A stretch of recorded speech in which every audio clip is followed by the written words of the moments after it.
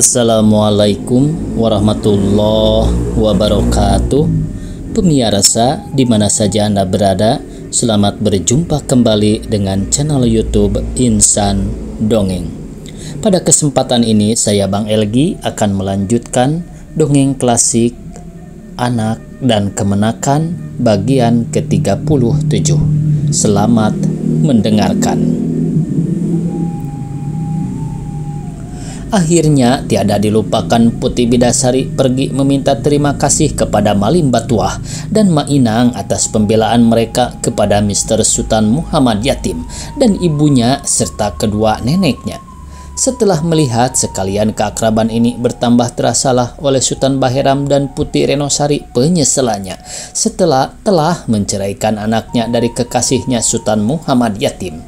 Dan bersyukurlah mereka karena kesalahan ini pada waktu itu dapat diperbaiki kembali. Untuk menyingkirkan anaknya ini karena ia hendak membicarakan hal perkawinan Putih Bidasari dengan Mr. Sultan Muhammad Yatim, berkatalah ia, "Tidakkah kami akan diberi apa-apa, Bida?" Haus rasanya berkata-kata. Dengan segera Putih Bidasari diikuti oleh Siti Nurmala pergi ke belakang menyediakan air kopi dan juadah. Lalu disuruh bawanya dengan bujangnya keluar, sedang mereka tinggal berdua di belakang, melepaskan rindu dendam mereka. Sementara itu dimufakatkanlah oleh sekalian yang tua-tua dilangkan muka tentang semuanya yang berhubungan dengan perkawinan Sultan Yatim dengan Putih Bidasari yang akan dibawa kepada permusyawaratan sekalian kaum keluarga dari kedua belah pihak. Setelah bulatlah permufakatan ini, dipintalah oleh Sultan Ali Akbar kepada Sultan Baheram dan Putih Renosari untuk membawa Putih Bidasari pulang kembali ke rumah Hop Jaksa Sultan Alamsah karena ia belum puas berkata-kata dengan bakal menantu cucunya ini. Petang hari akan disuruh antarkannya kembali oleh Mr. Sultan Muhammad Yatim. Sultan Baheram dan Putih Renosari yang arif akan maksud Sultan Ali Akbar ini, yaitu hendak mempertemukan Putih Bidasari dengan cucunya Muhammad Yatim dan memberi kesempatan kepadanya untuk kembali kepada ibu angkatnya ini, membenarkan maksud ini dan memberi izin anaknya dibawa oleh Sultan Ali Akbar ke rumah Sultan Alamsah. Tiada berapa lama kemudian daripada itu kembalilah sekaliannya ke pondok bersama-sama dengan Putih Bidasari yang sangat girang hatinya. Bukan saja karena akan bertemu muka kembali dengan Mr. Sultan Muhammad Yatim yang sekian lama tiada dilihatnya, tetapi pula karena ia telah terlepas dari penjaranya dan terlebih-lebih dari tangan Sultan Malik. Setelah bertemulah Putih Bidasari dengan kekasihnya Mr. Sultan Muhammad Yatim yang menunggu di rumah dengan hati yang agak khawatir dan bata-bata dan akhirnya menjadi gelisah karena pengharapan yang belum tentu tiadalah dapat dikatakan bagaimana sukacita dan riang gembira keduanya karena pertemuan kembali ini yang berarti pula akan dapat mencapai sekalian cita-cita mereka yang sekian lama telah didendam mereka dan telah pula memberi putus asa kepada mereka.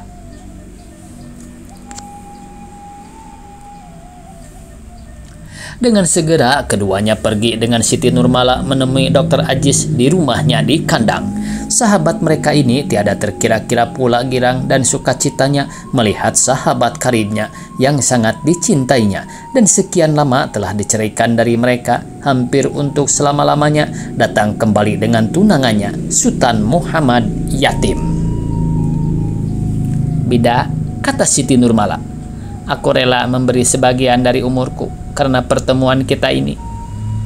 Sesudah perkawinan kamu berdua, tak adalah cita-citaku lagi, melainkan doakulah kepada Allah Subhanahu wa Ta'ala supaya semoga diberkahinya perkawinan kita sekaliannya dan diselamatkannya kita dalam sebilang waktu." Putih Bidasari tiada menjawab ucapan itu karena ia tak dapat berkata-kata dengan air mata yang berhamburan dipeluk dan diciumnya Siti Nurmala beberapa lamanya. "Pertemuan kembali ini harus kita rayakan dengan sekalian sahabat kenalan kita," kata Dr. Ajis. Lalu disuruhnya kusirnya dan kusir Mr. Muhammad Yatim menjemput sekalian mereka. Tiada berapa lama kemudian daripada itu berkumpullah sekalian mereka, lalu berpeluk dan bercium-ciuman pula, karena sekaliannya bersukacita dan bersyukur akan kelepasan sahabatnya Putih Bidasari dari belenggu orang tuanya. Dalam kegirangan ini hanya Siti Arbiah lah yang tenang setelah dipeluk dan diciumnya pula Putih Bidasari. Berkatalah ia dengan suara yang tetap, "Aku suka dan duka sekali. Suka karena engkau kembali, tetapi duka karena pengharapanku lenyap pula kembali." "Apa pengharapanmu itu yang tak dapat dilenyapkan oleh kegirangan yang sebagai ini?" tanya Siti Saudah yang seakan-akan geram hatinya mendengar perkataan sahabatnya ini, walaupun diketahuinya ia sekadar bersendak gurau. "Tetapi hendak sehidup semati dengan yatim," sahut Siti Arbiah dengan tak berubah air mukanya.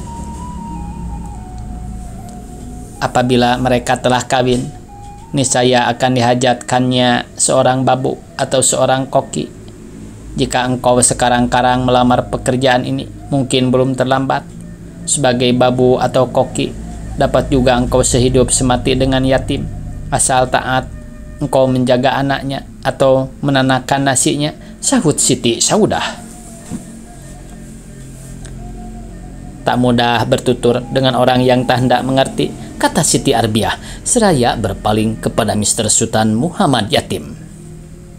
Pada petang harinya barulah selesai pertemuan yang gembira ini dan dibawalah kembali oleh Mr. Sultan Muhammad Yatim ke rumah orang tuanya bersama-sama dengan Siti Nurmala dan Dr. Aziz yang tadi tak sempat pergi bersama-sama dengan Sultan Ali Akbar ke rumah Sultan Baheram.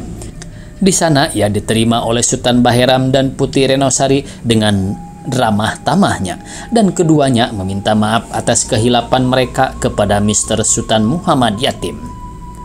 Mr. Sultan Muhammad Yatim pun meminta ampun pula kepada kedua mereka atas sekalian dosa kesalahannya. Sejak hari itu kariblah kembali perhubungan antara keluarga Sultan Baheram dan Mr. Sultan Muhammad Yatim lebih dari yang telah sudah. Pada hari yang baik, saat yang sempurna, kelihatan rumah bola Medan perdamaian di kampung sebelah dihiasi orang pula dari luar sampai ke dalam, dari muka sampai ke belakang, dari halaman sampai ke jalan, lebih indah-indah dari waktu penyambutan Mr. Muhammad Yatim dahulu, karena di sanalah akan diadakan perayaan perkawinan Mester ini dengan Putih Bidasari. Padang saja, tetapi sampai jauh keluar kota ini karena hal-hal dan peristiwa-peristiwa yang telah terjadi atas dirinya di sana dalam waktu yang singkat itu. Setelah pecah kabar Mr. Sultan Muhammad Yatim akan dinikahkan dengan Bidasari dan kemudian akan berangkat meninggalkan kota Padang karena dipindahkan ke tanah Jawa atas permintaan penduduk kota Padang, pernikahan itu akan dilangsungkan di rumah bola yang tersebut. Hal yang pernah pula didengar orang di Padang.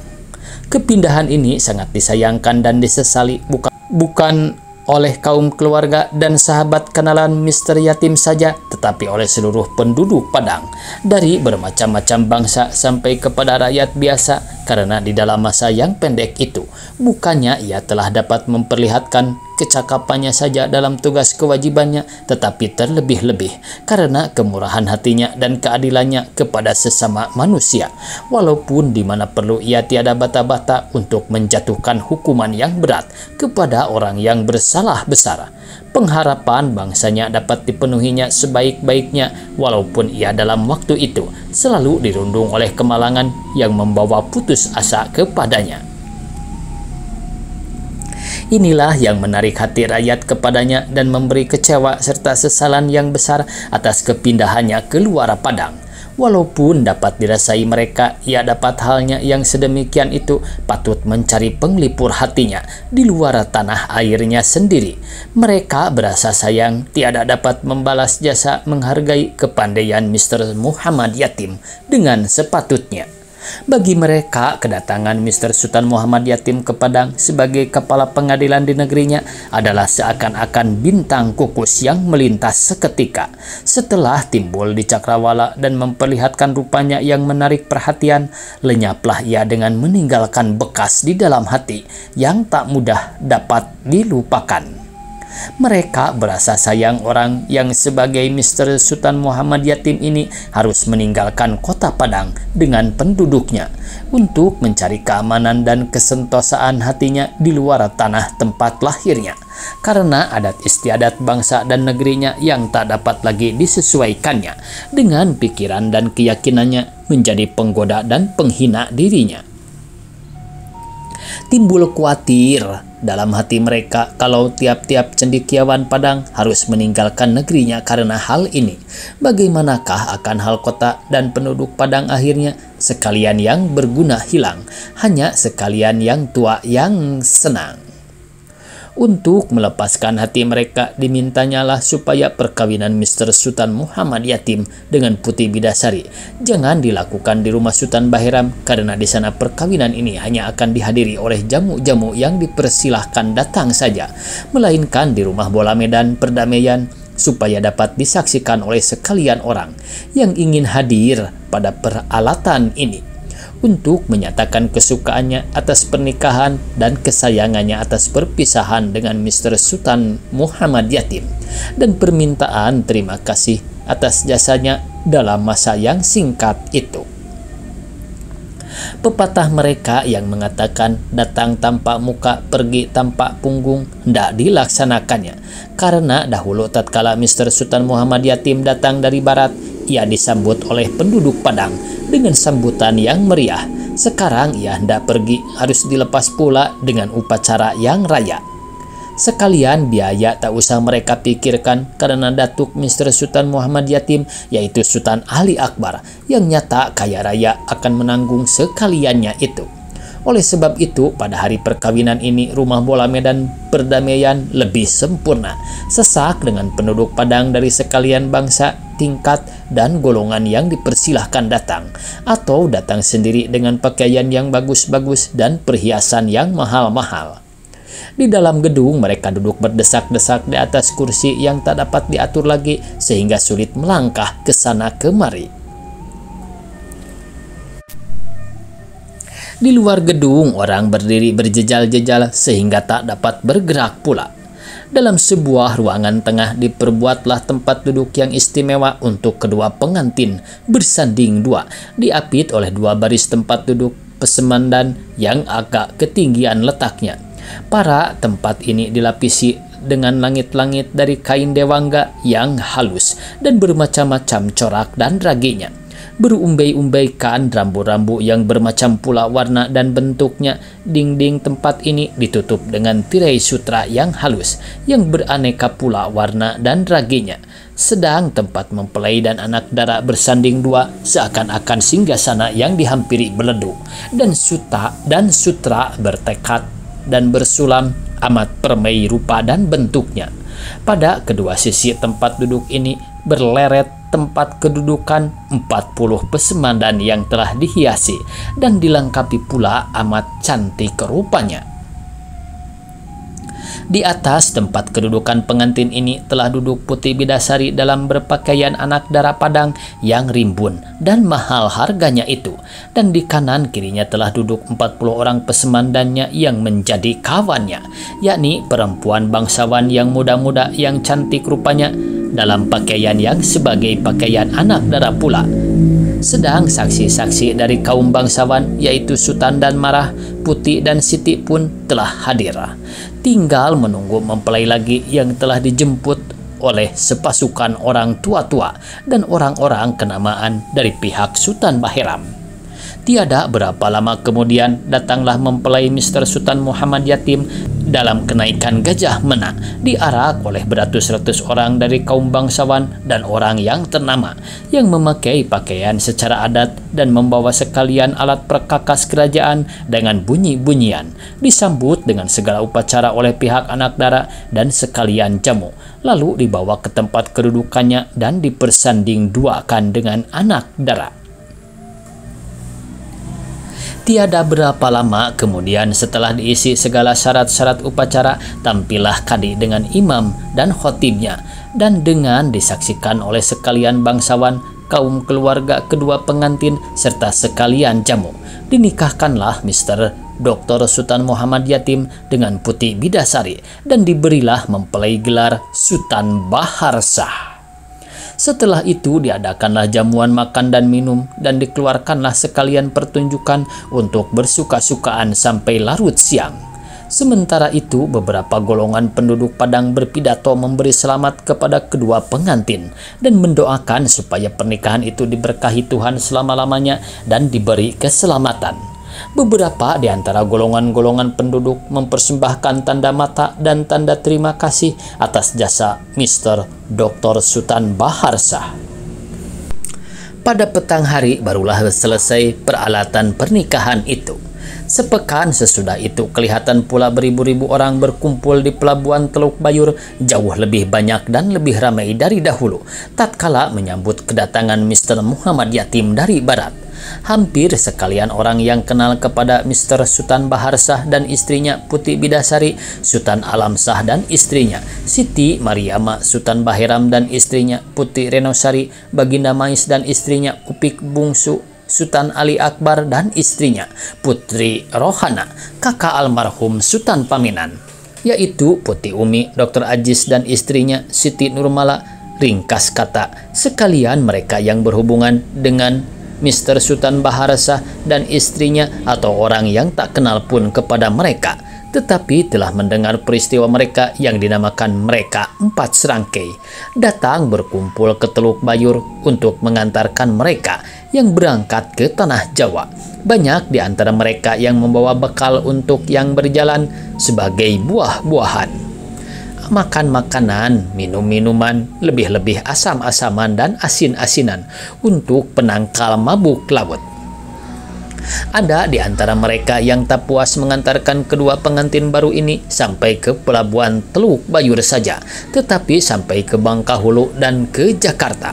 Di antaranya Sultan Ali Akbar dengan istrinya Putri Rohana yang belum hendak bercerai dengan cucunya yang baru bersua ini dan menantu cucunya yang telah menambat hatinya.